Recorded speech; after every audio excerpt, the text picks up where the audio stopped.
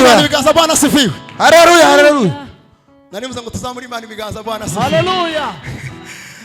Azabagira abagabo bo guhamya nkuko Imana nagera muri mwebwe. Azabagira abagabo, azabagira le témoin, le vrai témoin, abagabo kumpamya, muzompamya, muzompamya mu rupfu, muzompamya mu rupfu, muzompamya mu rupfu, muzompamya mu rupfu, muzompamya mu rupfu, muzompamya hateye ubwoba, muzompamya hateye ubwoba, muzompamya hateye ubwoba, muzomvuga, muzomvuganira, muzongwanirira, muzongwaganira, muzompagararira, muzompagararira nimwakira imbaraga z'umukabura w'Imana, muzompagararira, muzompagararira, muzompagararira.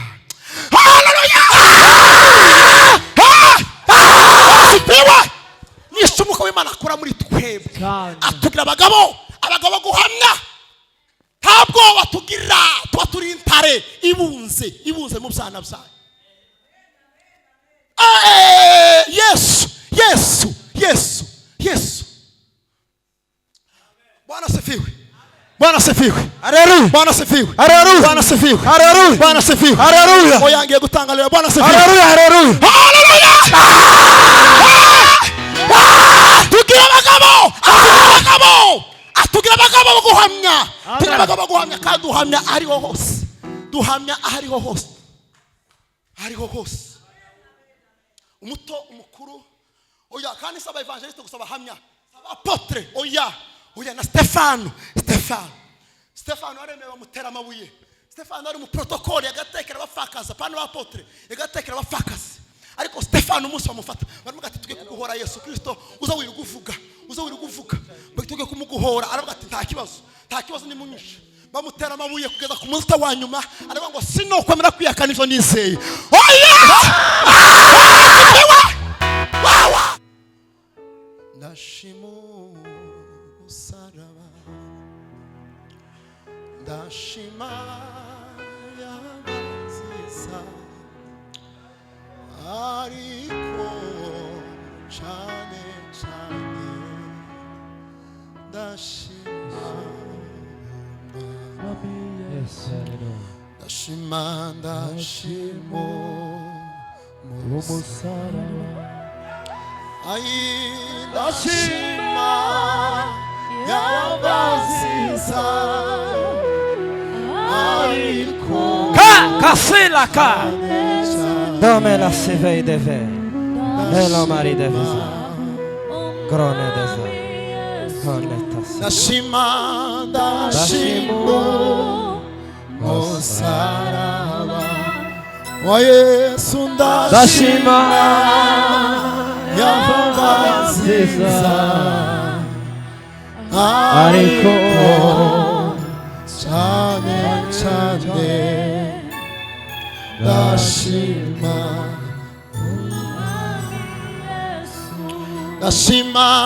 Ndashima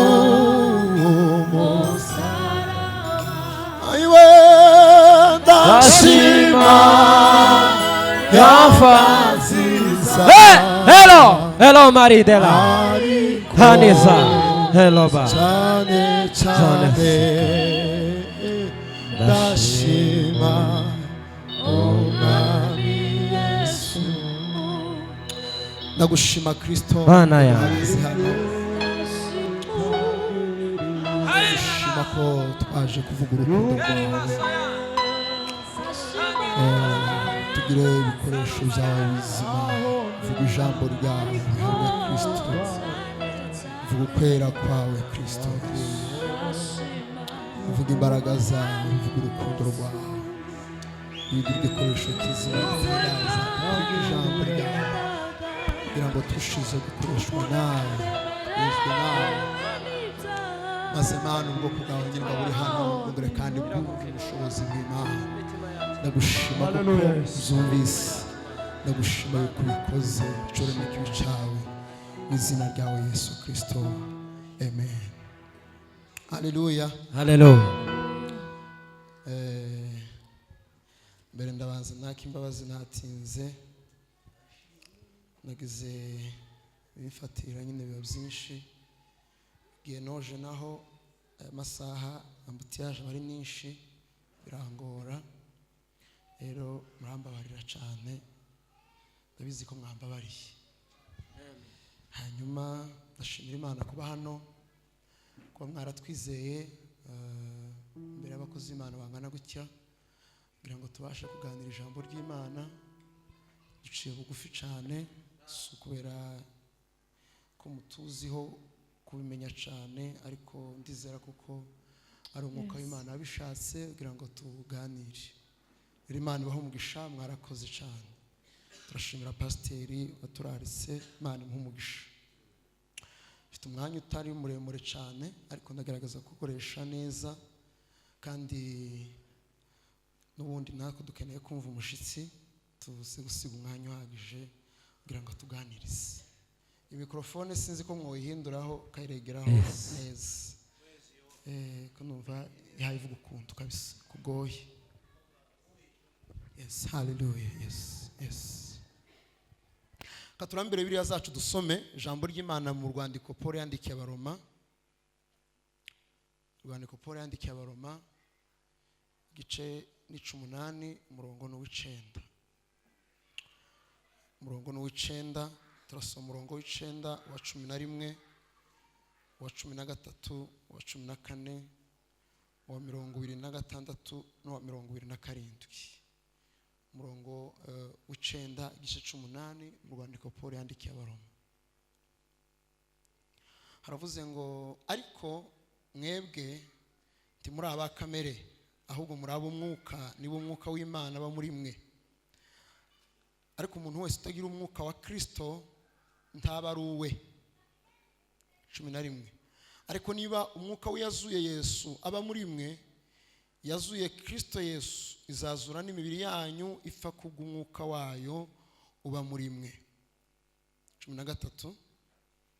Kuko niba mukurikiza iza kamere y'umubiri muzapfa, ariko nimwicisha umwuka ingeso za kamere muzarama. 14. Abayoborwa n'umwuka w'Imana bose nibo bana b'Imana. 26. Haravuze ngo uko niko n'umwuka dufasha mu ntege zacu, kuko tutazi uko dukwiriye gusenga, ariko umwuka ubwe niwe udusabira aniha iminiho itavugwa. Komeza 27. Kandi irondora imitima izibyo umwuka atekereza, kuko umwuka asabira abera nk'uko Imana ishaka. Amen. Urwandiko rwa mbere rw'Abikorinto igice ni 2, imbere yaho nyine gato, igice ni 2 umurongo n'uw'9 n'uwa 15. 2 umurongo w'9 n'uwa 15 kugeza kwa 15. Haravuze ngo ariko nkuko byanditswe ngo iby'ijisho ritigeze kureba, n'iby'ugutwi kutigeze kumva, bitigeze kwinjira mu mutima w'umuntu, ibyo byose Imana yabyiteguriye abayikunda. Ariko Imana yabiduhishurishije umwuka wayo, kuko umwuka arondora byose. Haleluya. Ndetse n'amayoberane y'Imana. Mbese ninde mu bantu wamenya undi ibyo undi atekereza, keretse umwuka wa wundi umurimo. N'iby'Imana niko biri, nta wabimenya keretse umwuka wayo. Ariko twebweho titwahawe ku mwuka w'isi, ahubwo twahawe uwo mwuka uva ku Mana, kugira ngo tumenye ibyo Imana yaduhereye ubuntu. Wanasifiwe. Ari byo tuvuga, ariko ntitubivugisha amagambo akomoka ku bwenge bw'abantu, ahubwo tubivugisha akomoka ku mwuka, dusobanuza iby'umwuka bindi. Ariko umuntu wa kamere ntiyemera iby'umwuka w'Imana, kuko ari ubupfu kuri we, akaba atabasha kubimenya kuko bisobanurwa mu buryo bw'umwuka. Ariko umuntu w'umwuka arondora byose, nyamara ubwe ntawumurondora. Mbese ninde wigeze kumenya icyo Uwiteka atekereza ngo amwigishe? Nyamara twebwe dufite gutekereza kwa Kristo. Amen. Bwana asifiwe. Natekereje ko tuganira mu mwanya muto kugira ngo tuze guhereza umushitsi. Naje nari mfite amasiko yiwe yo kumwumva. Tuganire hejuru yo kwebugwa n'umwuka w'Imana. Haleluya. Bwana asifiwe. Bwana asifiwe. hari ibintu maze kuremarika mu gihe maze kijijwe, maze kugerageza kugenzura mu gihe nyine mfite narakiriye agakiza. Nasanze abantu benshi muzukuri twemera Imana, twemera Yesu Kristo, twemera ijambo ry'Imana, turasenga, tuza makoraniro, dufite imirimo dushinzwe dukora mu itorero, ariko kandi ni bakeya mu itorero usanga bayoborwa n'umwuka w'Imana. Ni bakeya bavutse ubwa kabiri. Kugeza na n'ubu hari abantu bagitekereza ko kuvuka ubwa kabiri wenda ari ukubatizwa mu mazi, ariko ni ukuzagwa n'umwuka w'Imana, ni ukuyoborwa n'umwuka. Ni igihe umwuka yinjira mu buzima bwawe agatangira kuyobora ubuzima bwawe, tubukiyoborwa n'amarangamutima yawe, tubukiyoborwa na conscience, tubukiyoborwa n'ubwenge bwawe bwa kimuntu, tubukiyoborwa n'uko utekereza n'uko ubayeho, ugasigara uyoborwa n'umwuka w'Imana, ukagendera kuri direction, ukagendera ku cy'umwuka w'Imana aganiriza ubuzima bwawe. Aho ngaho niyo nouvelle naissance. Ni ukuvuga ngo nico gihe umuntu atangira kubaho bisa n'uko Imana yateganyije kuko agomba kubaho. Bwana sifiwe. Nico gihe umuntu atangira gufata ingamba, nico gihe umuntu atangira kubaho kuko Imana yabigenye, nico gihe umuntu atangira kubaho uko Imana yabiteguye. Uzi ko hari umuntu azagenda agakurageza ku myaka 30 atarinjira neza, ataratangira ubuzima Imana yamuremeye kubamo. Umuntu agakura akarinda neza asaza, ariko ataratangira neza kwinjira mu Imana yamuremeye kubaho. Ufite intego Imana yakuremeye, ufite impamvu wabayeho, ariko kandi ntushobora kwigenderamo, ntushobora kwinjiramo mu gihe umwuka w'Imana ataraza ngo kuyobore. Ntibikunda. Kugeza igihe uzavuka mu mwuka w'Imana, kugeza igihe umwuka wera w'Imana azoza mu buzima bwawe agatangira kubuyobora, ico gihe azo kugira ngo woweho direction yawe, ubuzima bwawe, domaine yawe si bino, ahubwo domaine yawe ni bino, gatangira kubigenderamo. Nico gihe umuntu atangira kubaho. Umuntu ntaba wigiye yavutse mu nda ya nyina, oya kumana suko. Umuntu abaho mu gihe atangiye kugendera mu Imana yamuremeye gukora. Bwana sifiwe. Oya kugeza igihe neza watahuye, kugeza igihe wamenye neza ko Imana yandemeye gukora niki ngiki, kandi ntiwakimenya mu gihe umwuka w'Imana ataragusobanurira, ataraguhishurira. Dufite abantu benshi cyane, benshi bagushije intego yo kubaho kwabo, kubera iki? Bagendera ku marangamutima, bagendera ku myumvire, bagendera ku mitekerereze y'abantu, bagendera ku mitekerereze ya rubanda. Tugerageje kukureba neza, turabona ukwiriye bino. Tugerageje kukureba neza, turabona ukwiriye kwiga politiki. Turabona wewe kubera kuntu kerebutse, wokora bino, ariko ndakurahiye banzu bazumuka wera w'Imana. Mu gitabo cha Rick Warren yanitse, Bwana sifiwe, ubuzima bufite intego, yaravuze ngo nta wundi muntu wakubwira intego yo kubaho kwawe ngo keretse umuremyi wawe. Nta muntu numwe wakubwira ngo wengerengeje kukureba, wewe waremeye kuba gukora kintu cyangwa se gukora kintu. Oya, jamais. N'umubyeyi wawe wakubyaye ntiyakubwira jamais. Kugeza umunsi wapfukamye ugashinga ivi ukabwira Imana ngo Mana wandemeye gukora iki, ndi kwisigura ngo mbashe gukora iki.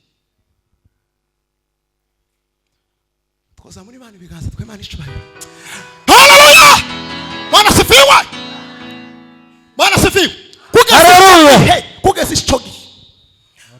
Kugeza ico gihe wari kureba Petero atarahura na Yesu Kristo, atarakira imbaraga z'umwuka wera, yari kumubona akavuga ati uyu muhungu ni umurobyi mwiza, kandi yari umurobyi mwiza. Ariko Yesu ngo amwitegereze, amubona nk'umurobyi utari umurobyi w'amafi, amubona nk'umurobyi w'abantu. Kubera iki? Bwana sifiwe. Ni ukuvuga ngo iyo Yesu amaze kwinjira mu buzima bwawe, nibwo utora direction kubaho kwawe. Wari kureba Paulo akamubona neza, Paulo ukuntu yagwanaga ishaka, yagwaniraga idini ryawo rya Judaisme, akamubona uburyo ishaka, akabona ishaka afite. Yari kuvuga ati uyu mugabo. Ndibaza ko ngira ngo uko biri kose Paulo bari kumugira papa wa Judaisme. Bokereye undi papa kwa ati umuhungu kubera ishaka agira rya Judaisme agomba kutubera umuyobozi mwiza. Neza bakamwimika. Abari ubu tuba dufite nka Paulo says, kubera ukuntu ishaka yagiraga, nta wundi mugabo muri Judaisme. Ariko Yesu ngo aramubonekera aramubonekera. Uwo abo yagwanyaga yiyunga nabo arabasanga batangira gukorana umurimo w'Imana. Bwana asifiwe. Imitekerereze yawe, ubuzima bwawe, abaguheza bakubeshe nukuri kose barakuyobesha kugeza umunsi wapfukamye. Kandi mureke mbabwire, Bwana asifiwe. Amen.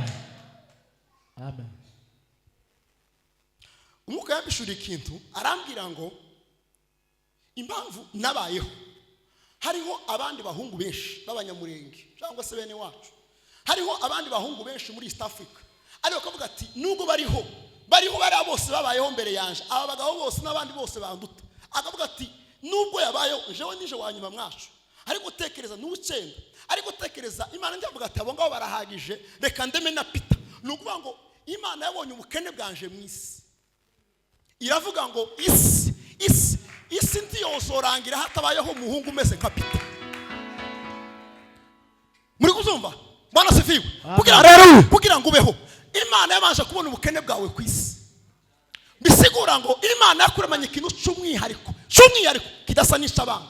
Ugomba kugendera, ugomba gushakisha, ukavuga ati ma ni ikico kintu, ni kinyabaki ishatu nyundema. Hariho abandi bakobwa beza, hariho abandi bamama beza, hariho abandi bagabo beza, jewe nabayeho kugira ngo mbashe gukora iki. Ico kintu kirahari. Kandi Bwana sifiwe, mu kugikora kwawe nta wundi muntu wogikora ngo bise n'ibzundi. Oya, gifite umwihariko wawe, gifite umwihariko uko. Bwana sifiwe. Muzi impamvu aya majambo mpaye mvuga uko nta wundi muntu wari kuyavuga mu gihe ntabagaho. Nta wundi muntu wari kubona umuhungu mwari kubona umeze nk'ukuresha nk'uku, wambaye nk'uku, uyu munsi wavuga amagambo nk'aya ngaya, waje wakereje, ntawe mwari kubona uretse nyine jewe Peter. Uko nyine ndageza kubaho kugira ngo mbashe gukora byose mpaye nkora uyu munsi. Amen.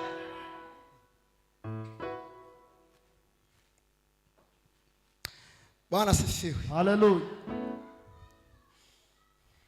Mwuka w'Imana rero ni Imana muri twebwe, ni Imana ikorera muri twe. Ubundi definition y'umwuka, Bwana sifiwe, ni Imana itagira ikihagarika, ni Imana ibera hose isharimwe, ni Imana ikora ibyananiranye, ni Imana ibaho mu bihe byose.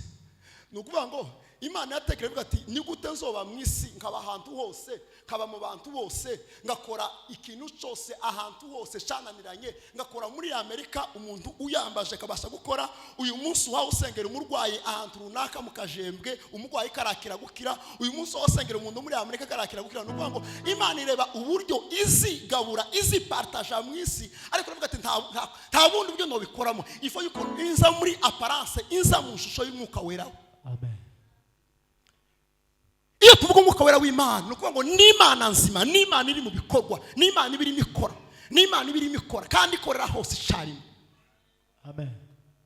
Bwana sifiwe. Amen. Iyo rero umwuka amaze kugera muri twebwe, ngiye kubabwira ibintu bigera kuri 4 gusa indangiza tutanga umwanya ku mushitsi wacu. Bwana sifiwe. Amen. Ibyo umwuka w'Imana akorera muri twebwe, iyo amaze kugera muri twebwe, umwuka w'Imana akora iki? Kintu cyambere cyanditse muri Yesaya 6:5. Kintu cyambere, iyo umwuka amaze kugera muri wowe, akwemeza intege zawe kandi akakwereka ibyaha byawe. Ariko niba utekereza ko wakiriye umwuka wera w'Imana, ariko mu gihe ukirangiza ukikuraho makosa yose, ukayarangiza ku bandi, ukayarangiza kuri rubanda, ugatekereza ko ari abanyamafuti, ari abanyabyaha, nukuri kose ndakurahiye. Mu gihe utaciye muri etape yo kubanza kwireba ngo uvuga ati Imana ndi umunyantege nke, ndi umunyabyaha. Umunsi Yesaya ahura n'umwuka wera w'Imana, umunsi Yesaya abonekerwa n'Imana, ikaza neza ikinjira mu buzima bwiwe, nta kindi kintu ntiyabonye ibyaha by'ubwoko bwabo, ahubwo yarirangije ubwiwe, aribona aravuga ati Mana mbonye ishano n'umunyantege nke, nuzuye ibyaha, nuze gukiranirwa. Kintu cyambere Yesaya yabonye intege nke ziwe amaze kwakira umwuka wera w'Imana. Kintu cyambere tubona ni intege zacu, umunyamwuka mwiza agenzura ubuzima bwe kuruta kugenzura ubuzima bw'abandi. Umunyamwuka mwiza atena konti k'umwuka no gukiranuka kwiye kuruta gukiranuka kw'abandi. areba gukiranirwa kwiwe, areba integeke ziwe, akabanza agakemura integeke ziwe, apana gutunga agatoka abandi. Sawa hera, sawa atangirira kuri we. Niko Yesaya byamugendekeye. Wowe umaze isura zitanu wahanurira ubwoko bw'abandi kandi wabatunga agatoki, ariko umunsi wahuye n'umwuka wera w'Imana neza azokwereka integeke zawe. Bwana asifiwe. Haleluya. Oya, Bwana asifiwe. Haleluya. Umunyamwuka mwiza nubona integeke ziwe, akabanza akagwana n'integeke ziwe neza agakisha kuko yazitsinze, akabona gutunga agatoka abandi. Amen. Bwana asifiwe. Cya kabiri, aja atugira abanyembaraga. Muko Imana azatugira abanyembaraga. Ni muri Acte bizakozwe n'intumwa igice cya mbere umurongo w'8. Uhageze n'ahasomere. Igice cya mbere umurongo w'8. Se turi kumwe? Cya mbere umurongo w'8. Bwana asifiwe. Icyakora muzahabwa imbaraga umwuka wera nabamanukira, kandi muzaba abagabo bo kumpamya Yerusalemu, Yudaya yose, ni Samaria no kugeza ku mpera y'isi. Bwana asifiwe. Muzaba abagabo bo kumpamya. Cyakora muzahabwa imbaraga umwuka wera nabamanukira, azabagira abagabo, azabaha imbaraga. Cyambere azabaha kwanza imbaraga, azabaha imbaraga. Bwana asifiwe. Haleluya. Amen. Pastor, hari igice cyanteye ishari giza. Mu Gifaransa bavuga ngo ni emulation. Igice nasonye cyo muri Baroma igice 15 umurongo wa 19. Hazavuga ngo Paul yaravuze ngo Imana ngo yampaye ngo amagambo, ngo impereza ngo imirimo, ngo impeza ngo imbaraga z'umwuka, ngo impeza ngo ibitangaza n'ibimenyetso, ngo kugira ngo mbashe kumenyekanisha ubutumwa bwiza, ngo ngere iluriko, ngende hose ku isi ngo ndetse n'iluriko. Yampaye amagambo, yampaye imirimo, yampaye imbaraga z'umwuka, yampaye gukora ibimenyetso n'ibitangaza kugira ngo mbashe kumenyekanisha ubutumwa bwiza. Nukuvuga ngo mwumvise umutekero, mwumvise iryo hamba Imana yamuhaye d'abord amagambo. Nukuvuga ngo sigihama yamugize umuntu uzi kuvuga imbere y'abantu. Cya kabiri yamuhaye imirimo myiza, nukuvuga ngo awaciye tibagaza ngo Paul yanduranyije. Oya, Paul yarafite n'imirimo myiza. Icya gatatu yamuhaye ngo imbaraga z'umwuka wera, tiyerekera aho ngaho. Icya kane ngo imuhereza n'imbaraga zo gukora ibimenyetso n'ibitangaza. Pastor we, nukuvuga ngo igihe cyose umutekero w'ubutumwa bwiza, ihamba ry'ubutumwa bwiza, hari imbaraga zigomba gutakara hasi, ibimenyetso bigomba gutakara hasi, ibitangaza aho tugeze abarwayi bakakira gukira, aho tugeze abashonje bakakira guhaga, aho tugeze abafite ubwoba bakabasha kwakira ihumure, aho tugeze imitima igahembuka, aho tugeze ibitangaza bigakoreka. Haleluya. Bwana asifiwe. Haleluya. Ubutumwa bwiza bwose werekezwa n'imbaraga z'umwuka wera w'Imana. Ubutumwa bwiza bwose werekezwa n'imbaraga z'umwuka wera w'Imana.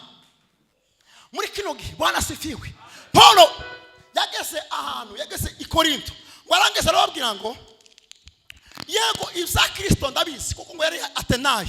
Baramubwira ati oya, ifo yuko ubanza kuduprova, utubwire kwanza histoire, utubwire biography y'uwo mugabo Yesu uvuga, utubwire wiki kuko ngo bashakaga ngo ubwenge. Siko birizivuga abagirika ngo bashakaga ubwenge, abagiriki bashakaga ibimenyetso, ngo ariko ngo abayuda bagashaka iki? Bagashaka ubwenge. Ubanza uduprove, ubanza utwereke. Yes, abagiriki bashakaga ubwenge. Yes, ari mu bagiriki baravuga ati kwanza baza dusobanurire, baza tubwire, bakunda ngo ibintu bya philosophy. Ngo arangize Paul ngo aje kubasoya. Bwana asifiwe. Arababwira ati ibyo mbwiriza nimba ari n'ibyo ngibyo ibyo mwamuvuga jewe ndabizi cyane mfite za doktora na za doktora na za doktora iby'ubwenge no bibabwiye cyane ariko izo mbwiriza ni za Kristo ndavuga Kristo Yesu Kristo wabambwe kuri mwebwe nubwo ari kigusha ariko niwe ntangaza niwe mvuga Bwana sifiwe agaho baravuga ngo ubutumwa bwiza ntibukoze isoni ngo kuko ari imbaraga y'Imana ngo Yesu wizera wese ugira gute ukira yo tuvuga Yesu Kristo Bwana sifiwe tugomba twuzuye umwuka w'Imana kuko ngo akora ibitangaza akora ibimenyetso naza muri mwebwe azabaha imbaraga atawapa ngufu Bwana sifiwe tuzamura Imana ibiganza Bwana sifiwe Haleluya, haleluya. tuzamura Imana ibiganza Bwana sifiwe Haleluya. tuzamura Imana ibiganza Bwana sifiwe Bwana sifiwe aduha imbaraga aduha imbaraga aduha imbaraga aduha guhamya mu mbaraga aduha imbaraga aduha imbaraga aduha imbaraga aduha imbaraga z'umwuka wera w'Imana dukora byose twabikora mu mbaraga twaririmba imbaraga z'umwuka zikururuka twavuga ijambo imbaraga z'umwuka zikaba icyo dukoze cyose tukikora mu mbaraga twikora mu mbaraga itorero rya kera no itorero rya kera uko ryari rimeze oya hakorekaga ibitangazo n'ibimenyetso itorero rya kera byari bitaro bizima byari bitaro byari bitaro byari bitaro byari bitaro byari bitaro byari bitaro byari bitaro Bwana sifiwe Bwana sifiwe Bwana sifiwe reka ngacishemo hari n'ibintu nzo numva ko abantu bakunda gupinga ngo inyigisho zo gucakira inyigisho zo gucakira umuntu wese agira ubutumwa yahawe ariko kandi inyigisho zo gucakira nimba arimo atanga umugisha nimba arimo avuga umugisha no mu bahanuzi bakera hari abahanuzi b'amarira kaba Yeremiya hariho n'abandi bahanuzi bagazahanura ibyiza Bwana sifiwe nukuvuga ngo rero inyigisho nkizo ngizo Bwana sifiwe tugomba kwihutira gupinga ngo n'inyigisho zo gushakira kuko nimba tudashakiye muri Yesu Kristo tugashakira ibyiza ibi tuzoshakira ibyiza he tubashakire muri Yesu tuzabishakira he Bwana sifiwe Haleluya. nimwakira ingo mu izina rya Yesu Amen. wabonye ko atakiriye Amen. nimwakira amamodoka mu izina rya Yesu Amen. Arashitse. Turacakiye. Bwana sifiwe neza neza neza je uzopima uvuge Chakira. Bazaguheka. cya gatatu atugira abagabo bo guhamya nkuko werageze muri twebwe atugira abagabo bo guhamya tugira abagabo bo guhamya Bwana sifiwe Bwana sifiwe Haleluya. umunsi Yesu bamushorera bamujanye kumubamba ngo rangize bamugeze ahantu Petero amukurikiye ari inyuma baramubwira ati Petero wa mugabo we ko turakureba neza tukabona neza nawe gusa n'ababigishwa biwe mwarajanaga Petero ati yo atoyaki uyu mugabo simuzi habe n'ukuntu uvuze kuri amuvuga nkawe Petero ati yamahunga ati habe n'ukuntu utambutse byonyine ko turamatubona ahubwe nakabigishwa ba Yesu Petero ati kubera gusa ubwoba ariko yamaze kwakira umwuka wera wa munsi bamaze kwakira umwuka wera Petero yatoriye amagambo wenyine imbere y'abagabo babambye Yesu imbere y'abandi babambye Yesu babandi Kayafa ba Yohana bande ba Alexandria bande bajya bose babambye nukuvuga ngo bajya abagabo babambye Yesu niba ari ko atinya ariko umunsi yamaze kwakira imbaraga z'umwuka wera yahawe imbaraga zo kubasha kumuhamya nubwo babandi bishe Yesu Kristo bari bahari Haleluya. cyo kintu cyarantangaje tuzamura Imana bwa Imana isubahiro haleluya duhabwa imbaraga no mugihe twaturangiza urupfu ne tukarubona gucyo n'amaso yacu ariko duhabwa imbaraga zo kubasha guhamya Yesu Kristo ari nta cutinya habana nta sona kimwe kwigera utinya iyo wakira imbaraga z'umwuka wera nta na kimwe kwigera utinya oya kandi ngo arangize ngo aje kuvuga aravuga ngo Yesu Kristo ni watumye zino mbaraga ngo wa wundi mwebwe mwishi abatunga agatoki yari ko bahunga mbere kubera ko atarakira imbaraga z'umwuka wera ariko umunsi yakira umwuka wera yari ko batunga agatoki avuga ngo wa wundi mwishi niwo bikoze Bwana sifiwe imbaraga z'umwuka wera w'Imana ni kindi kintu n'undi mutima muri twe ariko impamvu akigukanga gutya kanga uko umutima ukabugiye kuva mu nda nta mbaraga z'umwuka urakira oya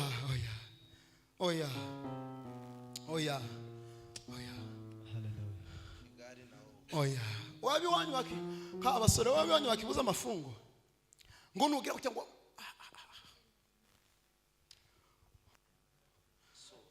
Bwana sifiwe.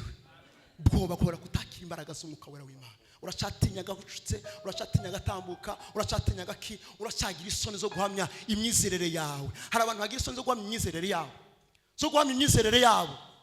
Zo guhamya imyizerere yawe. Ukicara mu kibanza bavuga n'abo bakozi b'Imana. Ukicara mu kibanza bavuga n'abakozi b'Imana. Ukemera ugatuza.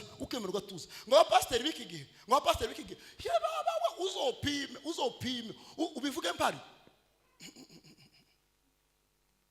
Naho nza mbere umusinzira. Nigeze kubona umunsi nayibonye muri university. Twagiraga mu professor twatinyaga w'igitangaza. Ngo arangaza ngo pastor ngo ubungubu atangira nko kubacritica.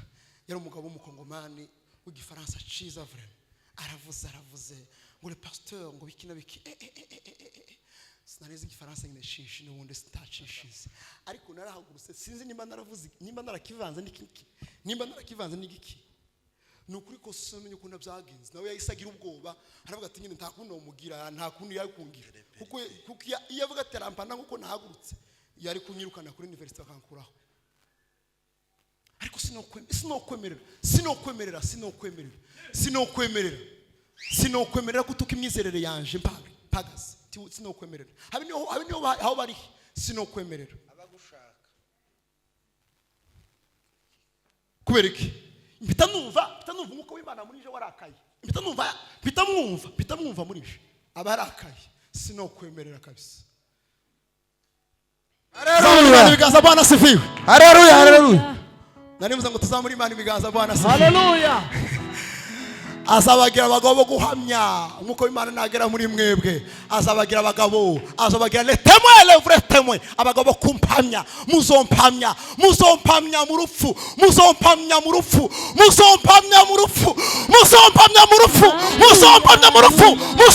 Hateye ubwoba. Muzomvuganira, muzompagararira nimwakira imbaraga z'umwuka wera w'Imana. Muzompagararira. Haleluya! Nisho umwuka w'Imana akora muri twebwe. Atugira abagabo guhamya.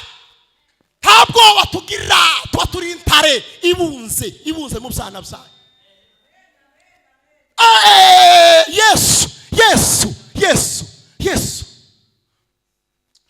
Bwana sifiwe. Haleluya. Bwana sifiwe. Haleluya. Bwana sifiwe. Haleluya. Bwana sifiwe. Haleluya. Oyangiye gutangalira Bwana sifiwe. Haleluya. Haleluya.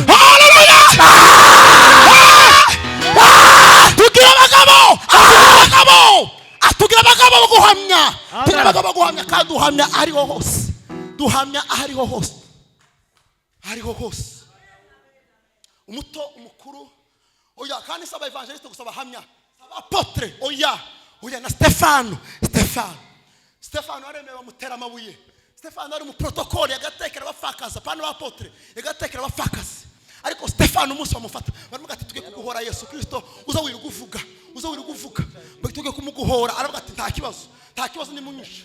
Bamutera amabuye kugeza ku munsi wa nyuma. Aravuga ngo sinokwemera kwiyakana ivyo nizeye. Wawa sinobsemera un protocol watekeraga abapfakazi. Watekeraga abandi abapfakazi. Ubundi Bwana sifiwe. Service yose yo mwitorero kritere ya mbere mugomba kugenderaho no umuntu uzi umwuka w'Imana. Kritere ya mbere yo gutora n'umuntu kuburana agomba kuba yuzuye umwuka w'Imana. Si umuntu bangu tuzukura protocol. Ishambere kwanza yuzuye umwuka w'Imana. Oya yuzuye umwuka w'Imana. Si umuntu ufite ijwi ryiza uza kuririmbisha hano pastor. Oya shambere kwanza yuzuye umwuka w'Imana. Ngo ni smart ngo kaza gushusha amateraniro. Azi gushusha amateraniro. Ararusha Diamond. aramurusha arashusha amateraniro adashushiwe. ararusha Diamond aramurusha ngo azi gushusha amateraniro ariko gusaba abahungu b'Kinshasa urabazi barabahungu bazaririmba bawera so za ndombo Bob Marley yogera hano ugasura ngasanga hagarara ngo ndaririmba yogera hano ugasanga ngagufata microphone ngo azi gushusha amateraniro agonka tuzi umwuka w'Imana ngo azi gushusha amateraniro mugira akajwi keza kina mama ngo agira ifaranga ngo niwe ngugomba kuba ngo kina mama ngo agira ifaranga ngo baravuze ngo tugo gutora abagabo bagomba kwita kuri bano bafakazi bagomba kwita kuri bano bafakazi ariko kritere ya mbere baye buzuye imbaraga zo baye buzuye umwuka w'Imana. Haleluya barasifiwe isambere buzuye imbaraga z'umwuka koko buzuye imbaraga Stefano yuzuye imbaraga z'umwuka Stefano yuzuye imbaraga z'umwuka ngo bamurebe neza arogatuye umugabo yuzuye umwuka w'Imana. Stefano amagambo yavuze iverse gusa imwe yavuze gusa mu byakozwe n'intumwa 17 yajya 17 byakozwe n'intumwa amagambo gusa ni 7 amagambo yavuze bazayita ngo ni Bibiliya ntoya isura imwe bazayita ngo ni Bibiliya ntoya amagambo yo mu protocole kandi ntiyari mu protocole wa pasiteri ntiyari mu protocole wa Petero cyangwa se wa Yakobo Revera Yakobo yari mu protocole wa fakazi yagezerirwa tekera wa fakazi abazanira amakashikushe y'abana abazanira ameki akura aho ngaho mu rusengero y'inzagaza akora ariko amagambo ya discours yo gusaba mu isura imwe bayita Bibiliya ntoya kubera iki yuzuye imbaraga